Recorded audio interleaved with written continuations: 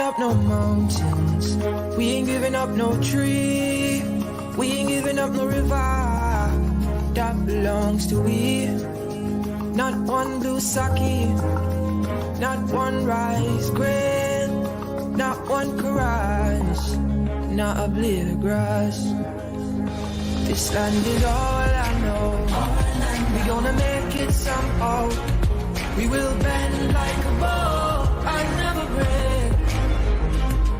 Our fathers came here and they lived and died here, and we ain't moving nowhere, big mistake.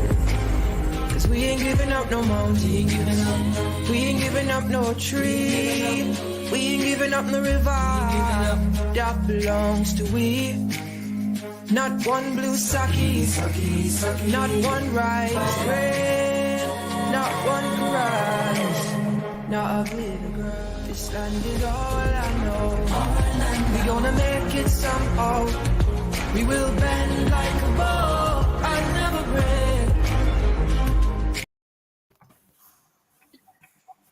Hey, good evening, good night. How's everyone doing today? Hope you're having a blessed Tuesday. Um, you know, lots of stuff happening. It's May. We had, of course, Labor Day during this month. We had May 5th, Indian Arrival Day. So, Joel, I hope you had a restful and reflective May 5th.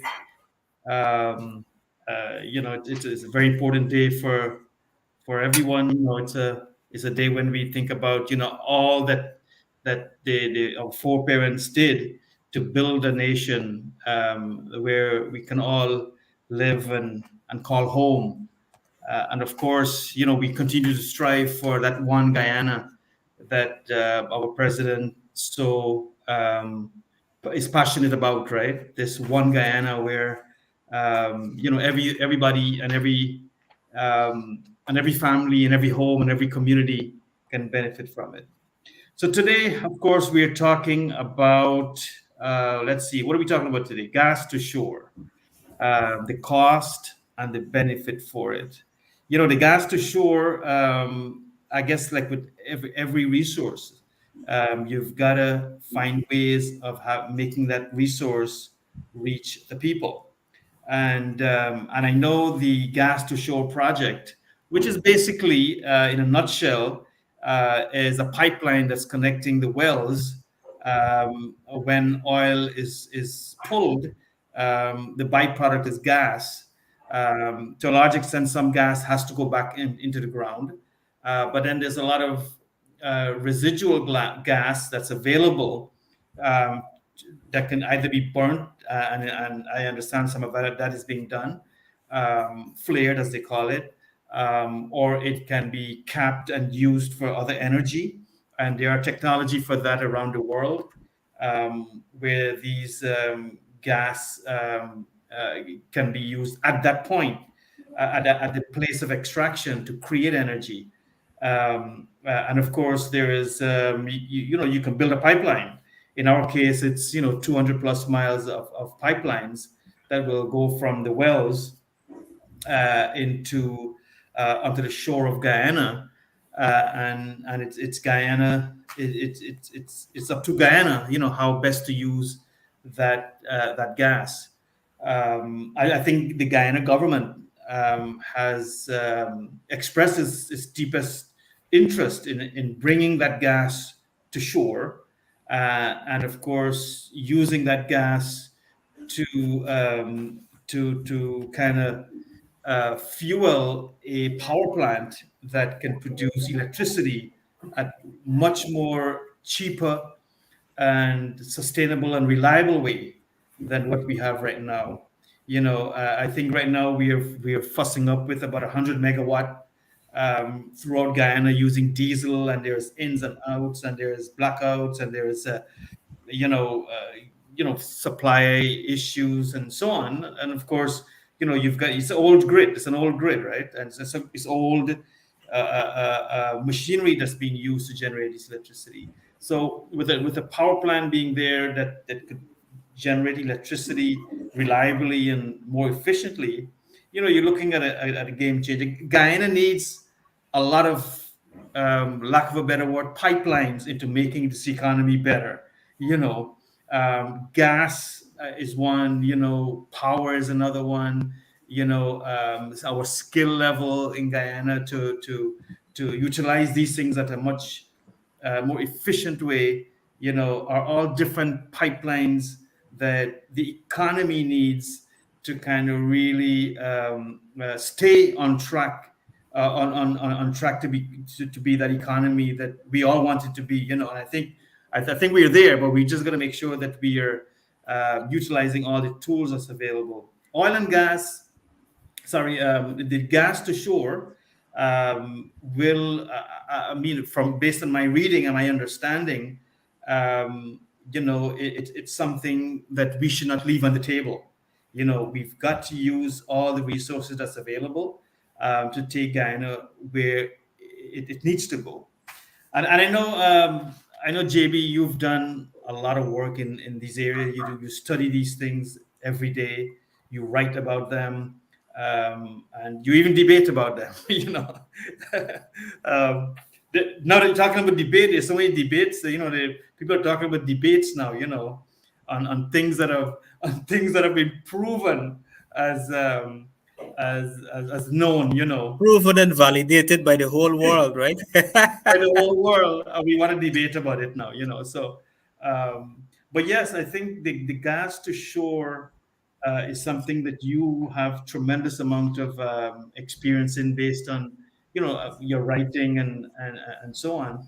So we want to focus today's show on the cost itself. There's a cost for bringing that gas to shore, and what is that cost? Who's paying for it? How is it financed? And so on. And then we want to switch a little bit to figure out, with all that cost, how is it benefiting Guyana and Guyanese family? How is it creating jobs? How is it creating a better life for Guyanese? So Joel, let's take it from the top. Tell us a bit about, uh, give our viewers an idea of what is this gas to shore. It's a slogan almost now. It has become a slogan, gas to shore. And again, you depends where politically you stand. You either on the left side or right side or top or bottom or wherever. But what is gas to shore?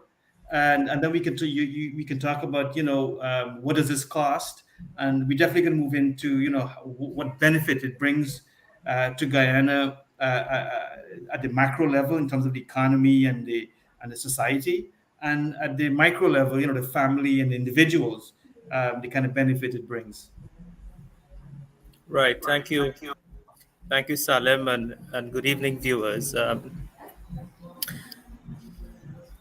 So, since we found oil, since Guyana became, Hmm. we discovered oil in 2015, and then in 2019, we became an oil producing economy or an oil producing state. We have had many overnight exports in oil and gas, many armchair exports, many keyboard exports, pronouncing on all sorts of thematic views on this entire oil and gas sector and all the different parts, all the different components and activities. Now, I just want to make it clear to the viewers publicly that I am no expert. I am not an expert in anything. All right? I am just a mere analyst.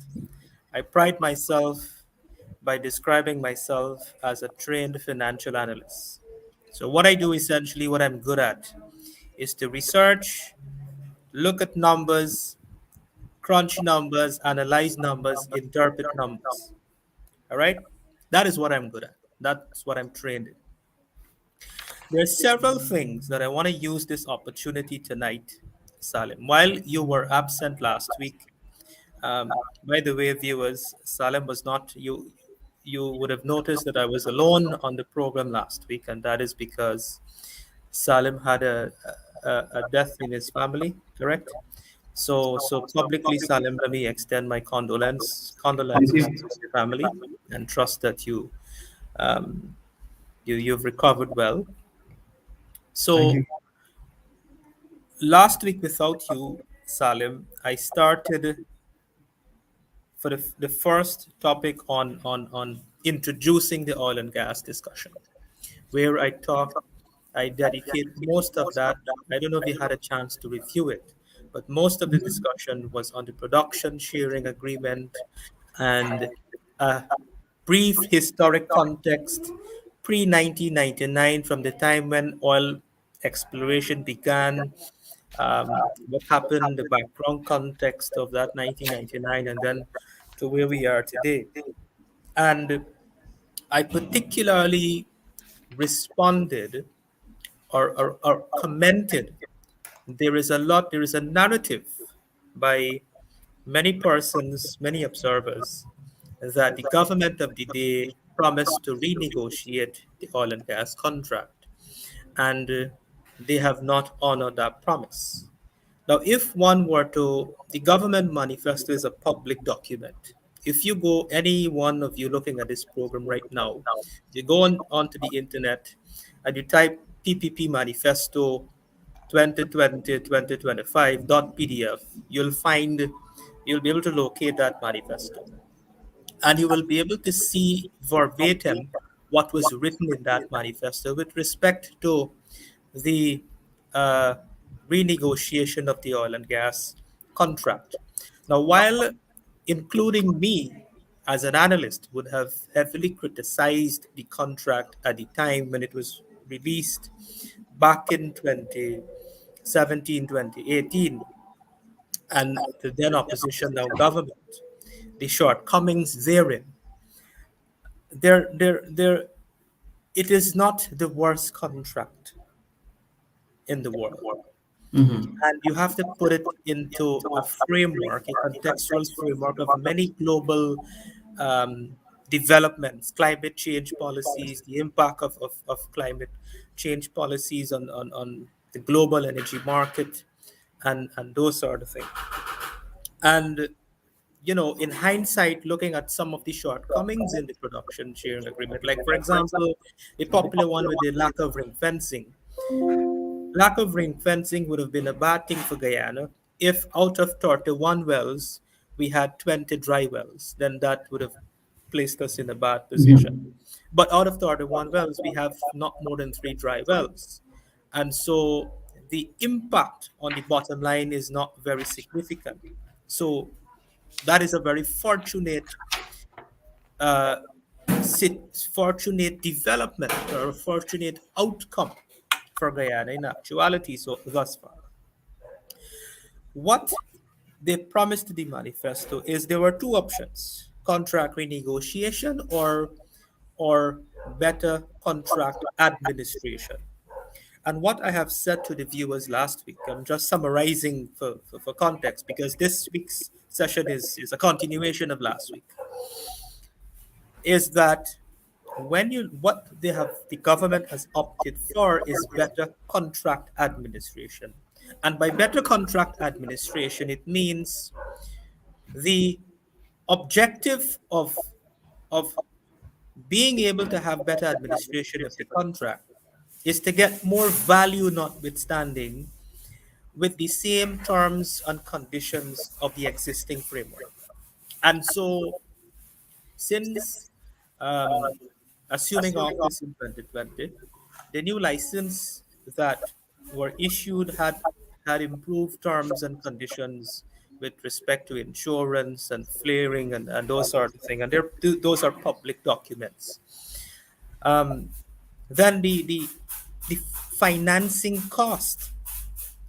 I saw yesterday a prominent chartered accountant, Mr. Christopher Ram, spoke of the gas to shore project, wherein Exxon will be financing the gas to shore project, and it will be deducted from cost oil. And he made the argument that that is outside of international best practice. In other words, what he's implying is that we're doing something that is unusual and suggesting that we shouldn't do it. But strictly speaking, Salim, if I'm to put it over bluntly or frankly, that is utter nonsense. Because while it is true, if you take $1.3 billion that will be recovered against cost oil from Liza 1 and Liza 2, yes, it will reduce profit oil for Guyana, but it will also reduce profit oil for the oil company. And more importantly, what he did not acknowledge is that who is the benefit for? So far, Salim, the public debate, the public discourse have been focused on the costs, the risks, and painting within the framework of painting a picture that this thing will become a white elephant, that this is a bad thing, that we shouldn't do this thing. And it is being compared with the Marriott, and people are talking about the Marriott was a failed project, the Barbies Bridge was a failed project, Skeldon was a failed project. I'm going to talk about those projects within this context in a few moments, right?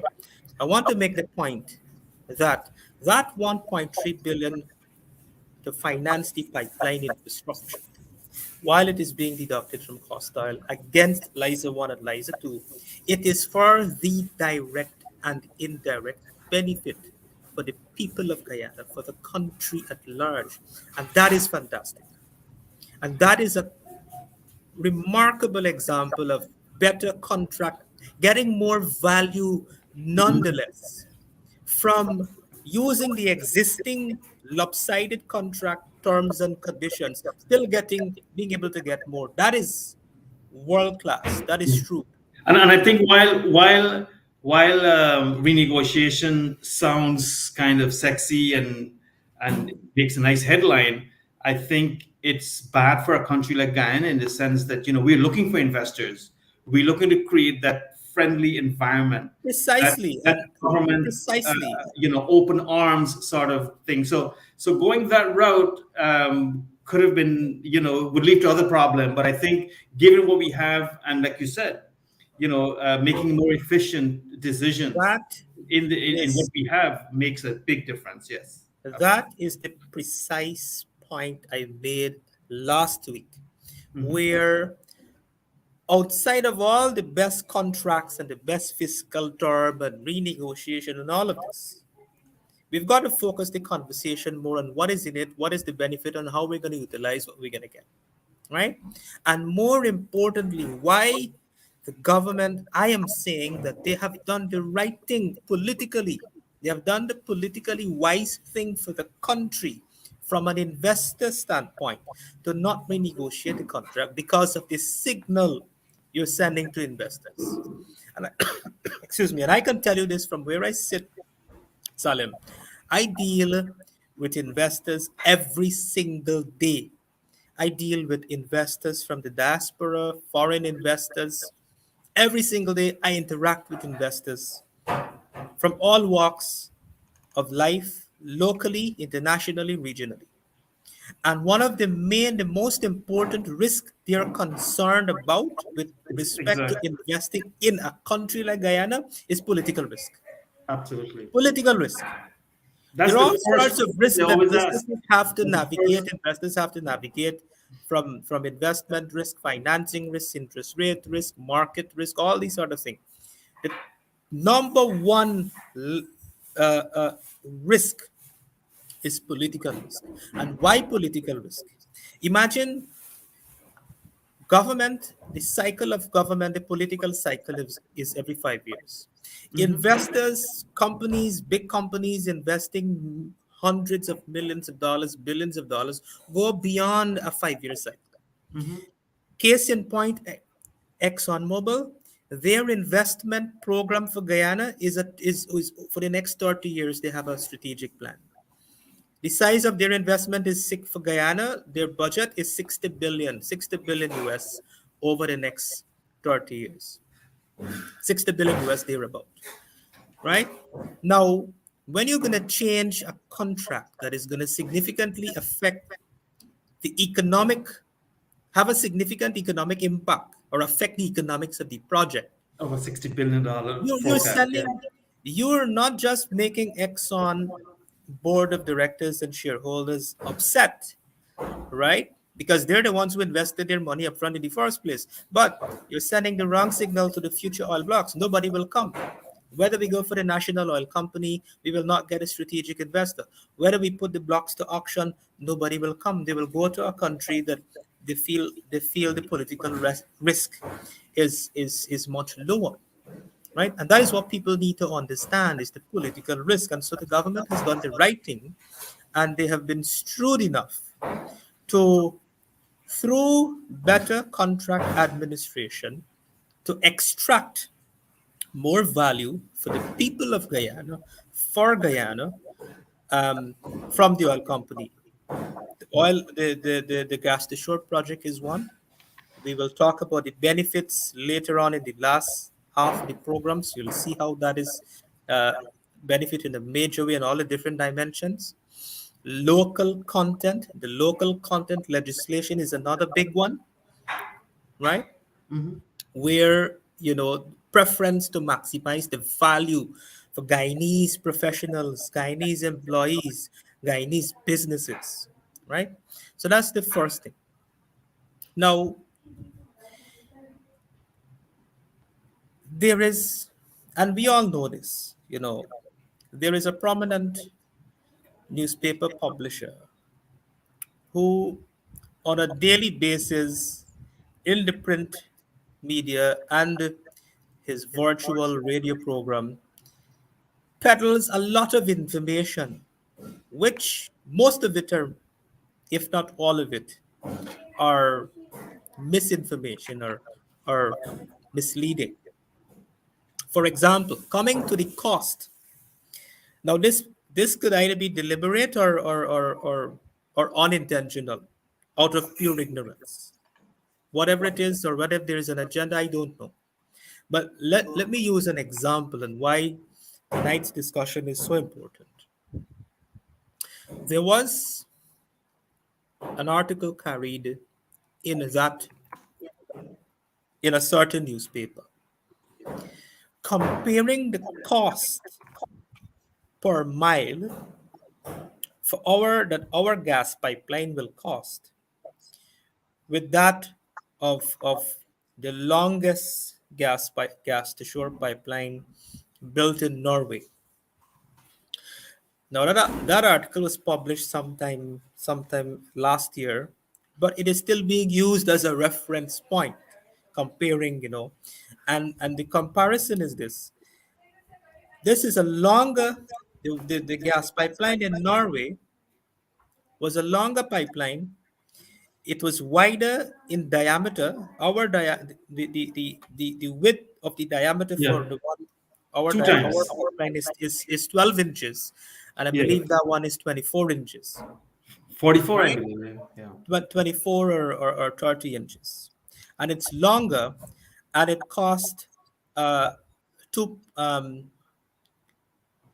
2.8 billion US, which worked out to 3.8 million per mile. Per mile, yeah. And when they did the maths for Guyana, our gas pipeline will run for 150 miles. It's 150 miles long, or 140 miles long rather, or 225 kilometers.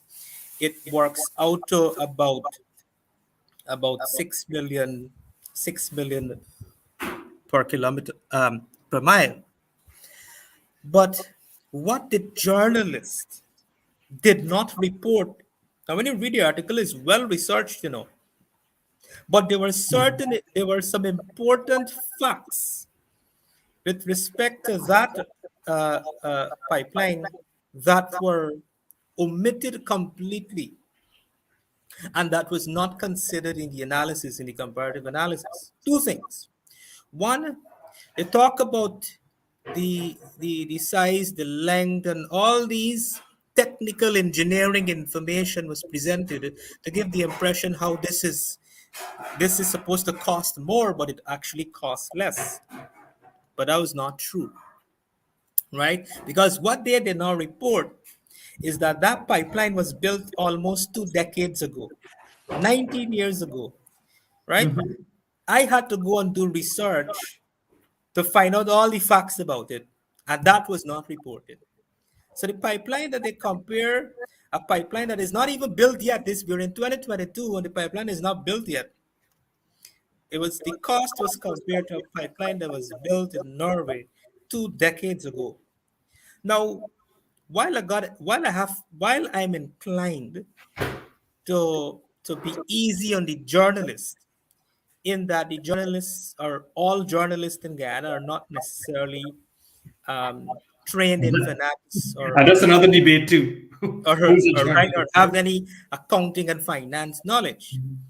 I know for a fact because I live in our society. I interact with people from all walks of life in our society.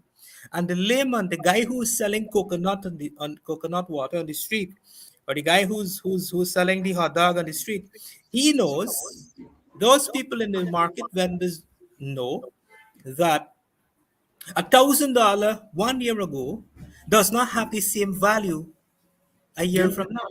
$1,000 last year doesn't have the same value today, doesn't have the same purchasing power.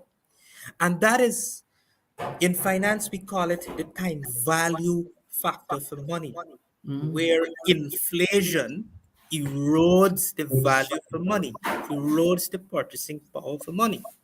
And so, if you're going to do such a comparison, you have to take into consideration the time value for money. And today, in preparation for this program tonight, Salim, I ran some numbers. And guess what? Guess what it worked out to? If you look at the inflation rate, we're talking about the US dollar, so we got to look at what is inflation in the US. The US inflation rate for the past 19 years. The cumulative inflation rate, and anybody could go on the internet, and this is simple mathematics, this is not Mhm. sophisticated, nothing Yeah. sophisticated. Anybody could go on the internet and look up what is the cumulative inflation rate in the United States from 2003 to now, 19 years ago. It's 56.25%. Correct. So Yeah. it Two, three means percent a year. Yeah. it means $1 19 years ago would have lost 56% of its value today. Hmm. So when you run the numbers now, $2.8 billion US to build that Norway pipeline 20 years ago, 19 years ago, $2.8 billion 19 years ago is worth or equivalent to 4.375 billion Today. US dollar in today's money. That is a difference of $1.575 billion or Yeah. 1.5, 50%. Correct. right? So and when you look at the cost, I did some other research to look at what is the average cost. Look at a trend analysis for the last 6 years. The cost per kilometer or the cost per mile for these gas pipelines. And the drivers of cost varies per region, the geography, and a whole host of different factors: construction costs, labor costs, material costs. Okay.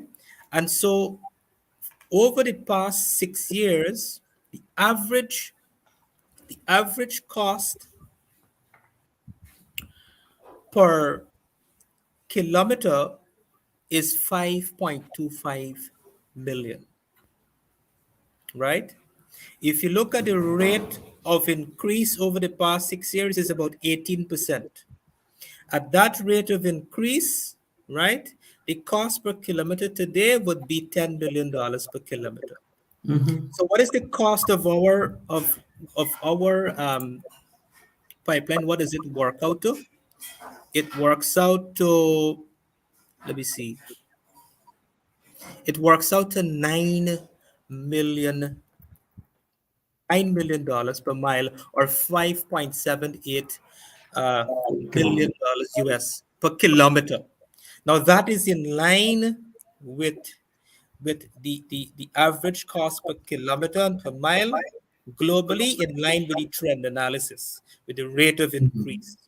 So this notion, I heard the other day the publisher saying that this $1.3 billion is being paid up front because of corruption and kickback. It's all nonsense, because the cost per kilometer is in line with the trend analysis. How are you taking out kickback from that, when in fact it should have been $10 million based on the estimates? It comes up to 9 million per kilometer, right? So those are important things that these experts that are pronouncing and presenting and publishing analysis, they're not these are the important variables and important aspects of these discussions. They're ignoring completely, technically, time value for money, 2.8 billion, 4.3 billion dollars today's money. Come on.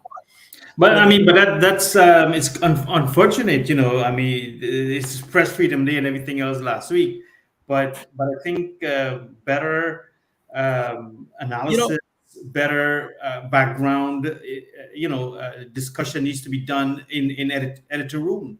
I I mean, you want to just can't share. publish stuff like that. I mean, when I read that article, the first thing that popped into my head is that terrain from Norway to UK is not the same as a Guyana terrain. Correct.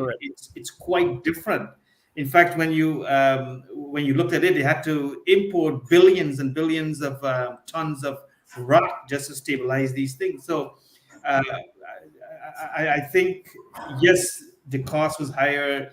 All the variables was higher on that end. You know, so I think to a large extent, when you look at the number that we're forecasting for Guyana's pipeline, Hmm. there is And this the summary of there's the no analysis. doubt that it will have a cost, but certainly not exorbitant.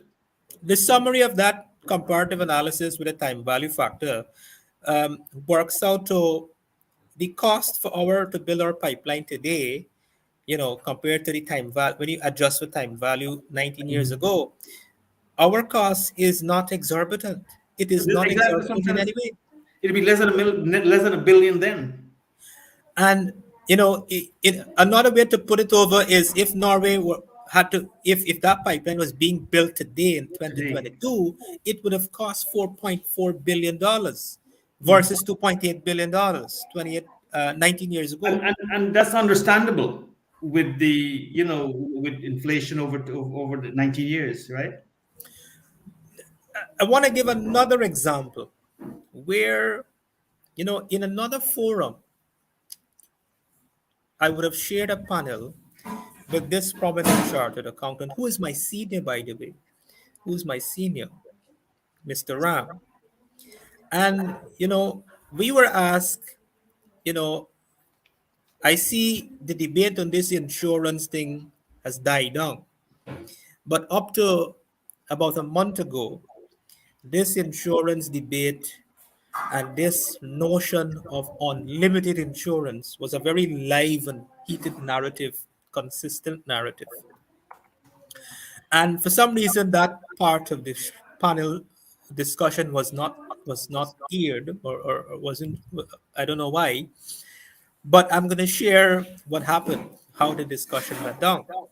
So he was asked to comment, and he did not comment, specifically what he think is a reasonable insurance value, right?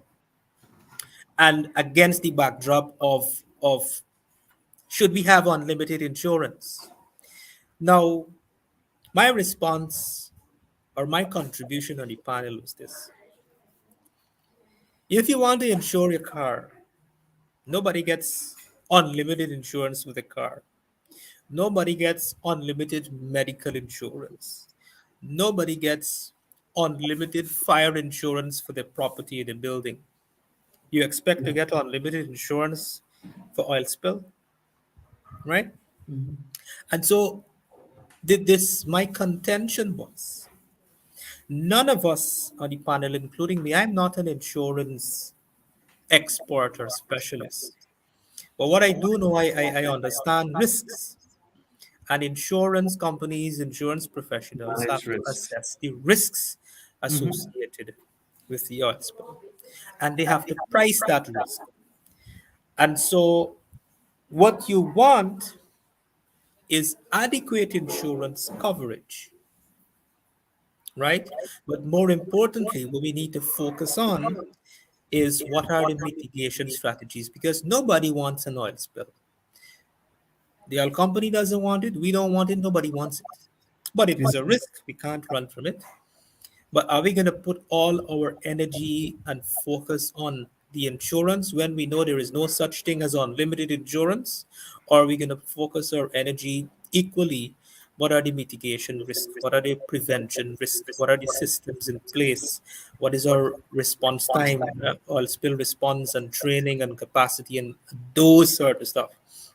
The discussion is not centered in that. And so that was my contribution. But these are some examples of what is being, what are the the discourses, the narrative, the contentions out there that I'm using this platform, our own platform, to contribute in a meaningful way to those important topical uh, discussions.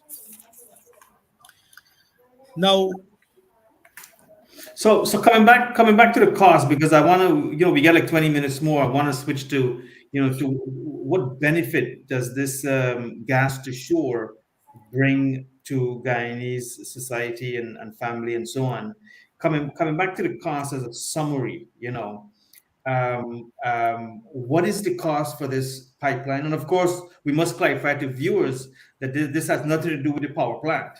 This is just bringing a pipeline from wells that's 150 miles away offshore onto land, in Guyana, and and so the power plant is something totally different.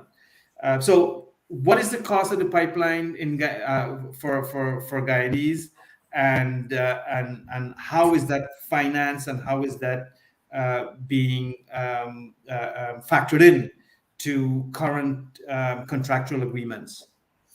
right.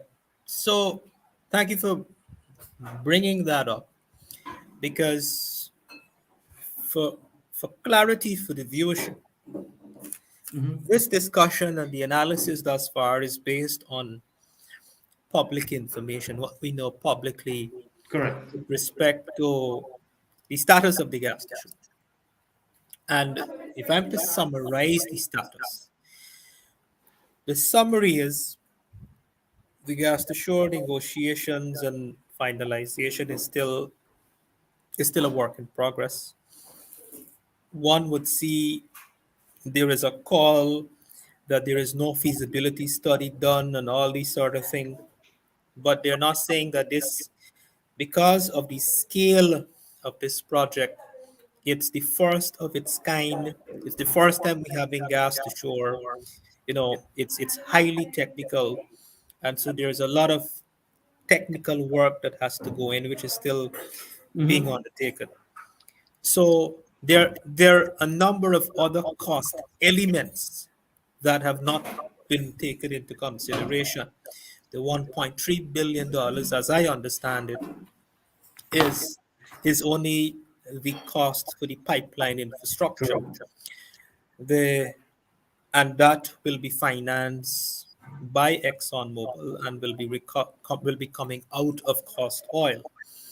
Um, the onshore infrastructure, the onshore gas plant, and the other infrastructure that will be financed by the government, right?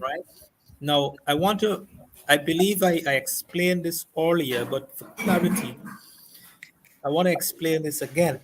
I think, sorry, I touched on it briefly, but let me elaborate on this some more. There is this view by the same group of people, proponents who have made reference to that cost oil taking out the $1.3 billion estimated cost from cost oil. The impression is that this is something bad and shouldn't be approved. But if we don't do that, right? Let's say we don't take it out of cost oil and we are going ahead with the development nonetheless. It therefore means it will come out from the government share of profit oil, which would reduce the profit oil. It means all of the profit oil will go into that, right? If that is not enough, you got to go and borrow. It takes up your public debt burden, takes up your public debt burden per citizen. Right now, we have the lowest debt to GDP ratio in the world. Our debt to GDP ratio is less than 30%. The benchmark, the benchmark is 60%, which is considered sustainable. We're well below that benchmark, which is even greater, right? That means we have a lot of fiscal space to deal with external shocks, to deal with stability issues, to put more money into building out our social infrastructure, invest in healthcare, in the security sector, in education, and so forth, right? So, in earlier in my presentation, I spoke of better contract administration, vis-a-vis being able to extract more value from Exxon in favor of Guyana. Now, before 2020, prior to 2020, the 75% cost recovery or cost oil, you know where the cost went? Because of us not having the infrastructure in place, like, for example, not having any infrastructure. It is completely new to us, but the oil and gas sector is a global industry. It can't stop and wait for Guyana to build the infrastructure. And so 75% of cost oil was going to other countries, was going to Trinidad. Trinidad was benefiting, was going to places like the Gulf of Mexico, going to places like Singapore and Texas and these places. So better contract administration and the thrust of our Local Content Act is, in addition to profit oil and the royalty that we earn in economic rent through this production sharing agreement, which goes to the state as government revenue or economic rent. These other benefits go directly to the people, goes directly and indirectly to the people. Like, for example, local content, being able to increase the level of spend out of cost oil in country on support goods and services going to our people, going to Guyanese businessmen, going to Guyanese professionals and employees, right?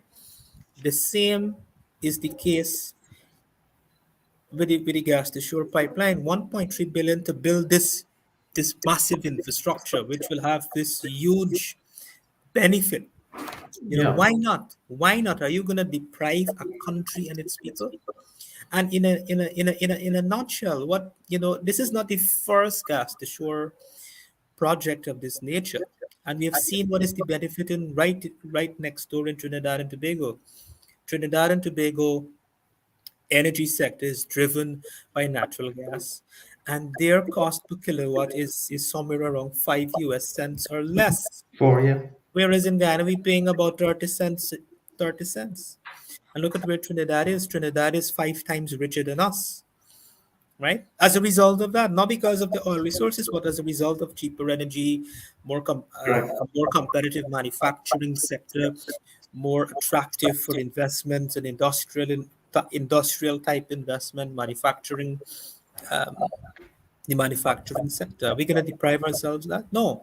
So while the 1.3 billion will be coming out deducted from cost oil, it is for the benefit of the people in country. It is for the benefit of Guyana. Yes, there are risks associated. But it is not a gas to shore alone has risks. Everything, any business you get involved in, walking on the road, you're Has risk. surrounded by risks. Driving on the road, you're surrounded by risks.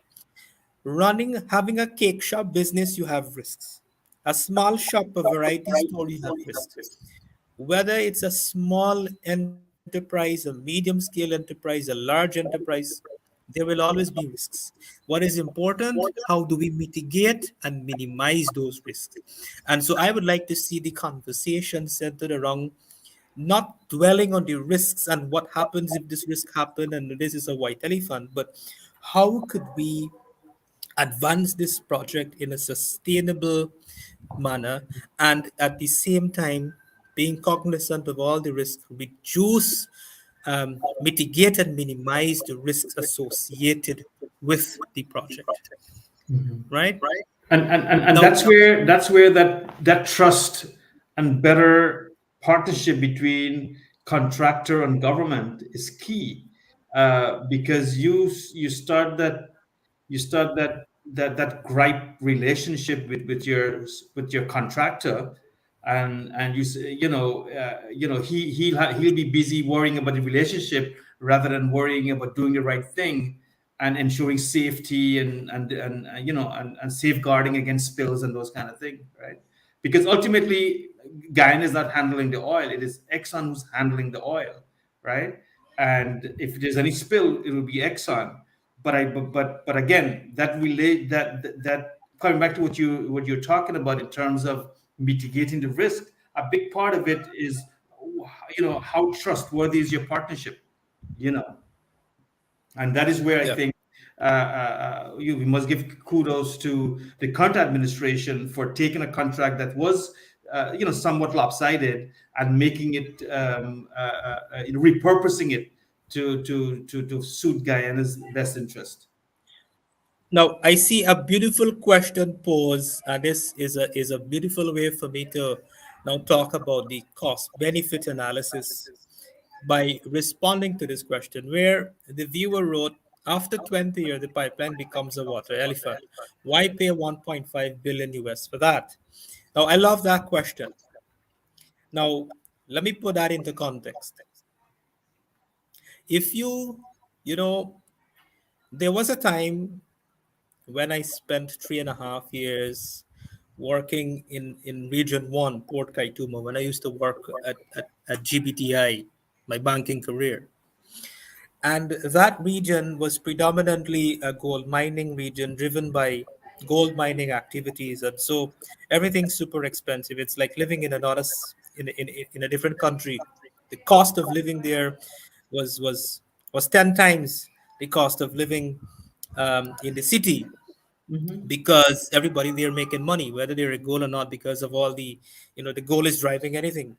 So on a typical, let's say on an Easter weekend, for example, a taxi a taxi driver makes about anything around two to $300,000, right?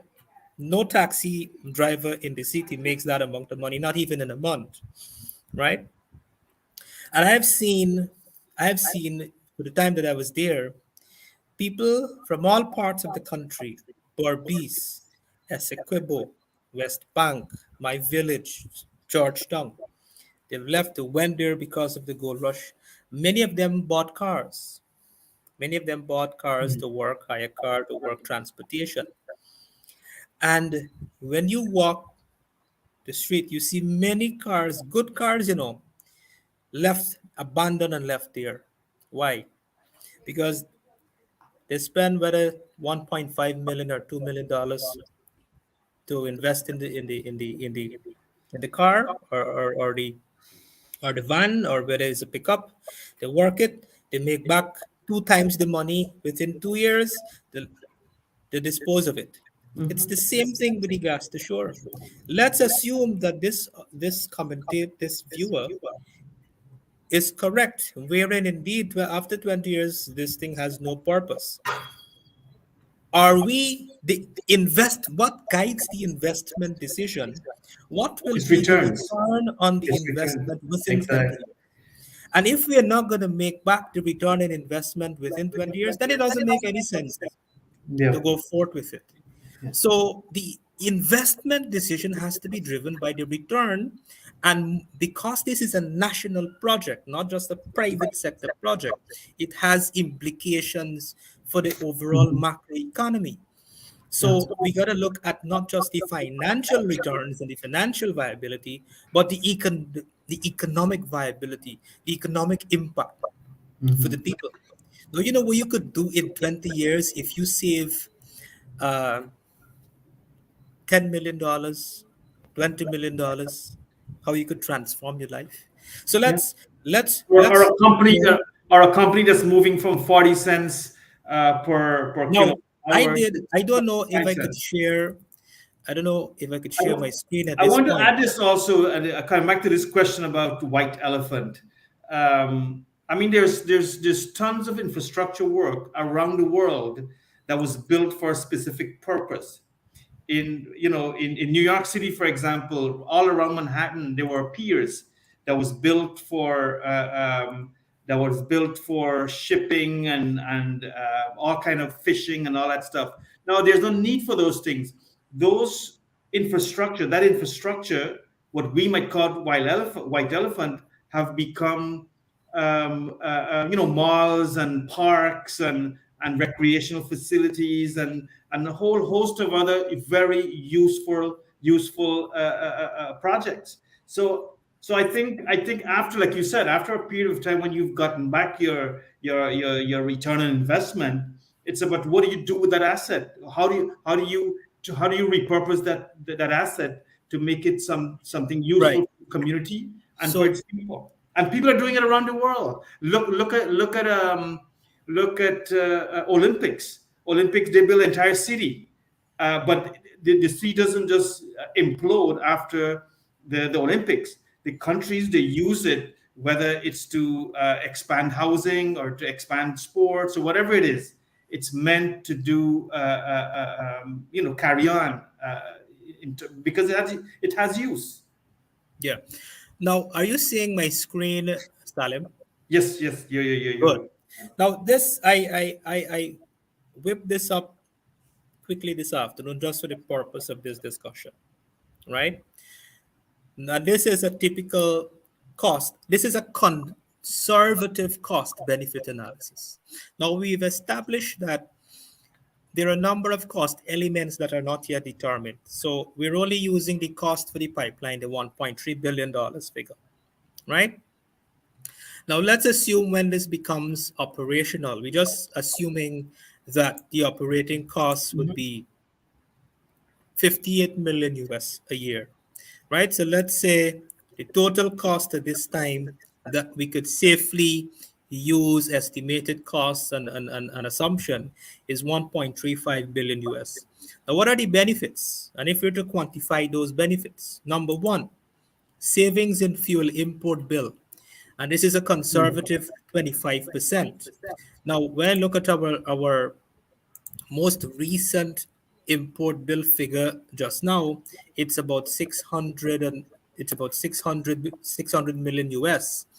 25% of that over a 5-year period is 775 million US in savings from one component alone by having the gas to shore, because it reduces the country's reliance to import um, diesel and so forth to produce That's energy. keeping, that's keeping So, more money on shore. right? So we have savings in foreign exchange of conservatively 775 million in 5 years. Then what else could be a benefit? 50% I reduction in remember heat with costs. that 775 million dollars, you're also looking at more power as Yeah. against spending Yeah, six let billion me dollars yeah. and getting 100 megawatts. You're probably going to be generating maybe 200 megawatts with that same amount of dollar, No. The because you're second one buying I it have, cheaper, right? You're yeah, buying it cheaper. right. The second benefit I have here for an entire country, and look at these assumptions, right? We're supposed to benefit from 50% reduction in energy costs. And we know we have about 300,000 households. So let's assume each household use an average of $20,000 um, in electricity bill, if we save half of that savings multiply by 300,000 households for 5 years, works out to That's 65 mo- million US, that's more money in right? the economy. That's more 65. disposable income, Yeah, right? that's yep, yep. The third Absolutely. one, savings for the manufacturing sector. Now, this figure here, there are two of the largest manufacturing companies alone, Banks, TIH, and DDL. When I look at their operating cost and their energy cost out of their total operating cost. If we apply 50% savings for those two companies alone, that's 140 million US in savings in 5 years. That's Mhm. $140 million US those two companies alone have that To they could deploy, that they could invest, that they could hire more. healthier balance sheet, have more Absolutely. liquidity Yep. to expand and to become larger conglomerates and create more employment and in turn pay more taxes, Yeah. right? And let's assume And just for that's the saving purpose, that you're not even looking at expansion of the manufacturing sector. You're just looking correct. at what's So what I look at it on here, the right? landscape Let's right now. assume, so we calculate two of the largest manufacturing companies. So in the absence of the data, right, let's assume the total manufacturing sector for the purpose of this analysis is 10 times the size of the two largest companies savings above. That Yeah, works out to absolutely. 1.4 1.4 billion US in 5 years. And that's conservative. If we take the savings in electricity costs for companies across the entire private sector, that's 1.4 billion in 5 years. Let's look at what this could translate to in terms of increase in foreign direct investment. Using current trend, this could go up to $2.3 billion in both local and foreign investment. What this reduce national debt, this would also reduce national debt burden and enable more fiscal space. So remember in the discussion I talk about if we had to borrow this money, and if we had to borrow the money, we're saving another $1.3 billion in debt. And what would be the interest on that? The interest on $1.3 billion would have worked out to $115 million. And these are conservative, and this is not all the benefits. This Absolutely, is just a absolutely. few that I quickly quantify with some reasonable, realistic, and pragmatic assumptions. And what is the result? The result is the net economic benefit is 3.4 billion US. If we want to adjust it, because you see, this is a 5 year period after operations. So let's be a little bit more technical and adjust it for inflation. Let's say 2% inflation For a five year years, for five 10 years. years. That's 10%. Yeah. So let's deduct that. We're talking about $3 billion or 654 billion Guyana dollars. That's equivalent to 37.5% of today's GDP or 2.3 times the initial investment. So, and this is just 5 years. So if it becomes a white elephant in 20 years, then it means we That'll be- would have recovered the cost, the country would benefit, people would transfer their lives as much as 5, 10 times during that Mhm. period. So yes, it makes a lot of sense, Absolutely. economic sense, financial sense, social sense, all the sense it makes to do this, Yeah. right? Yeah, well, that was great. That's a great analysis, and I think what you've done there is incredible, and that story needs to be told many more times over. And of course, on this show with you and we're going to be bringing these sort of analysis to the fore. I think this is the kind of thinking that we need to get more accustomed to, rather than just taking a political side and then digging our heels deep into the ground. We've got just about a minute more, so I just want to say thank you, JB. Do you have any final thoughts on this as we begin to close? My final comment is we need to be more responsible. We need to Yeah, conduct more evidence. absolutely. While we live in a free country and we have press freedom and all these sort of thing, you know, Guyana is our country. And if we are to sit and pause for a moment, how could we contribute our energies, right? What we do in a meaningful, positive, and impactful way to move this country forward. We know where we're heading. We know what is the vision, what is the trajectory. How do we collectively find solutions? Yeah, Yes, there are going to be risks, there are going to be challenges. We need to become more solution oriented in our public debate and discourse and discussion. We need to become more evidence based oriented in our analyses. Like to bring more substance and more um, you know meaningful contribution to these important topical discussions. absolutely, So those are absolutely. my final remarks for tonight. Next week we'll continue on another thematic area on the same oil and gas. We will run oil and gas theme for a couple of weeks more because there are so many things to cover. Absolutely. So yeah, thank you, Yeah. Well, Salim, thanks, again JB. for joining me this week. And I struggled a lot last week without you. yeah. Just the conversation is what's going to make it worthwhile and fun. But hey, I want to say special thanks to our sponsors here. Kitour.com. It's a digital online travel booking app where you can book your ticket to CPL. I know CPL is coming up in a few months, so get your tickets. Use Kitour, and of course, Spherix, which is owned and operated by JB himself. And you of course you've seen some sample of his work in that simple analysis of how much Guyana can save with the gas to shore project. So he does this every day for hundreds and hundreds of investors that are coming to Guyana. I know because we share clients and all that kind of stuff on a regular basis. So this is the kind of information that investors are accustomed to and they expect. And if you're out there and you're looking to invest or you're looking to uh, form a joint venture or you're looking to expand in Guyana, then Spherix is the company you to look at and consider JB, who's been producing incredible work every week here to help you with your analysis and your research. You can get him on 652-1995. All right, Thank so you. with that, And one last thing, Salim. This program will be rebroadcast tomorrow evening at 8:30 p.m. on TVG channel 28. For those of you who missed it. yeah. All right. Well, that with that said, I want to say again, special good night to everyone who tuned in and spent an hour with us.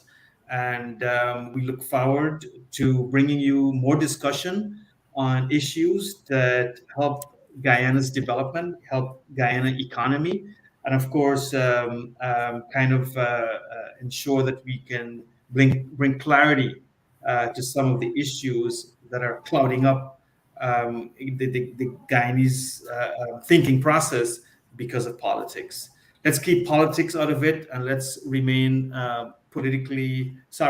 economically focused so we can move Guyana forward and we can move our neighbors forward and we can together as one Guyana move all of us together. With that, good night again and have a great rest of your week.